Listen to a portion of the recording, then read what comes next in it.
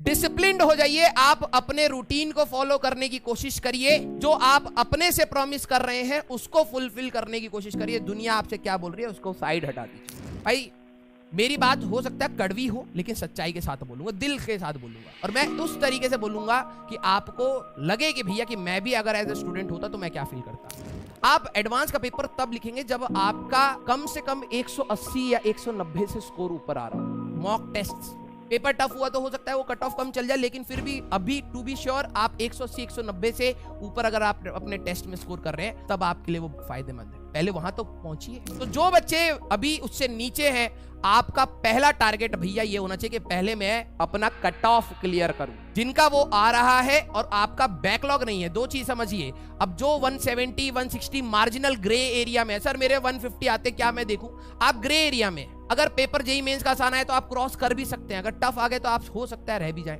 Possibility है। लेकिन आप ग्रे एरिया में है तो आपको तैयारी करनी चाहिए, लेकिन अब तब करिए जब आपका बैकलॉग नहीं, जब आपने सारे टॉपिक्स पढ़ ले, क्योंकि जब आप एडवांस के क्वेश्चन करेंगे तब आपके टॉपिक्स मिक्स होंगे, आपका समय बर्बाद नहीं होगा। अगर आपका बैकलॉग है सबसे पहले उसको कवर करिएगा, सारे टॉपिक्स पे छोटी छोटी प्रैक्टिस कर लीजिएगा, जेई मेंस के क्वेश्चन लगा लीजिएगा, फिर आप एडवांस पर जाइएगा। This is the process. भाई देखो, अब आपको प्रहार से पढ़ना हो, आपको प्रहार में भी वही देखो, हर जगह हम लोग वही कंटेंट दे रहे हैं, एडवांस का आपको सारी चीजें मिल रही है। बस बात यह है कि आपके दिमाग में क्लियर होना चाहिए आप कैसे एब्जॉर्ब करो कंटेंट का। वही कह रहा हूं, कंटेंट की कोई लिमिट नहीं होती भाई। मेरे को अगर सिर्फ यंग डबल स्लिट एक्सपेरिमेंट पढ़ाने के लिए दिया जाए तो मैं हो सकता है साल भर क्वेश्चन कराता रहूं। There is no limit. मैं मार्गदर्शन कराऊंगा, मार्गदर्शन करने के बाद ऊपर आपके पास हमारे सीनियर्स हैं, वो भी आपका मार्गदर्शन करेंगे। हम आपको रास्ता दिखा सकते हैं, लेकिन चलना आपको पड़ेगा। हम आपको बता सकते हैं कब आपको कौन सी चीज इंपॉर्टेंट है।